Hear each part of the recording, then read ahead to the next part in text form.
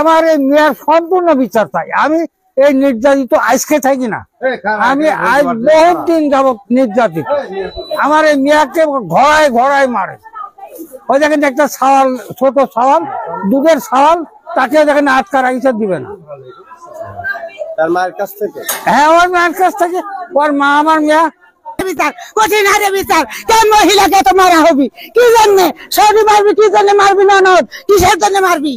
আমি মেয়ের পক্ষে থাকি, এই কথাটা বলতে চাই যে মেয়ে মানুষের যদি তোমার না পছন্দ হয় তুমি বাতিল করে দাও। মেয়ে মানুষ মেলা চাকরি আছে, এই চাকরি আমি করবো না।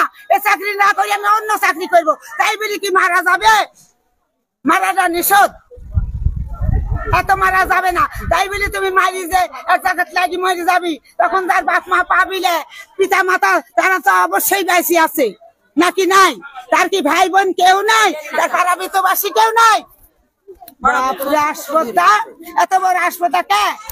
এই তো একজনের দেখা দেখি আরেকজন শিক্ষা হয়ে যাবি, যে দেখা দেখি আস দেখা দেখি বাস দেখা দেখি কাটিয়ানো শাখাতির হাস, তাই করবি? যারা বিতবাসী কত ধরে মারছে বাপরে সাহস! এরকম তোলা বাইন্দে ছত শিকল দিয়া, শিকল লাগা বাইন্দে ছ, তাকে এক বাড়ি করতো কোন সমাজে নাই। বাচ্চা কি কাইডে লিছে? হ্যাঁ, আমার বাচ্চা আমার চাকরি আমার ঘর থেকে নিয়ে গেছে।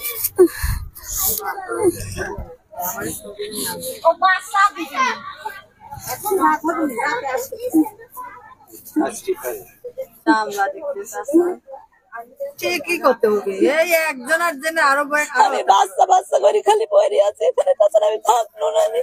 আমি মাস্টার্স কমপ্লিট করে দিয়ে আমার বাপ মা আমার চাকরির জন্য চেষ্টা করতেছে, আমি করতে আমি নিজের পায়ে দাঁড়াবো।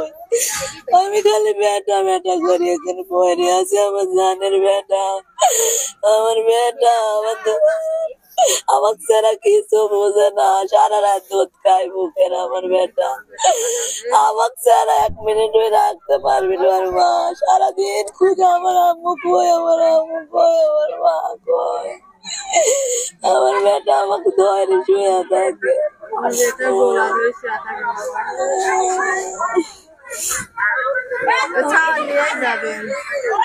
দুধ খাইবি ছালারে রাখতে পারবি না, তাই নাই দুধ যতদিন দেশে পড়া মানে নাই চাষা ওই ছালটা দিবি মায়ের কাছে, দিবি নি ওই ছাল দুধ খাই করছে না আমার দরখাস্ত দিলে চাকরি তো থাকবে, ছালে চিন্তা করবে না, ছাল দিবি যেহেতু দুধ খাই ছাল আড়াই বছর বয়স দুধ ছাড়াই না। আর কোনো মা ছাল কাড়ি রাখলে কার কি শাস্তি আছে? চেহারা কত সুন্দর চেহারা, নল টাইম ওর মারুই কবি শুটকি দেখতে করছে, সব সময় পাতে তোলা যায় না। পাতে তোলা যায় না, তোর বেটাকে দেখি আগে গরিব আছে।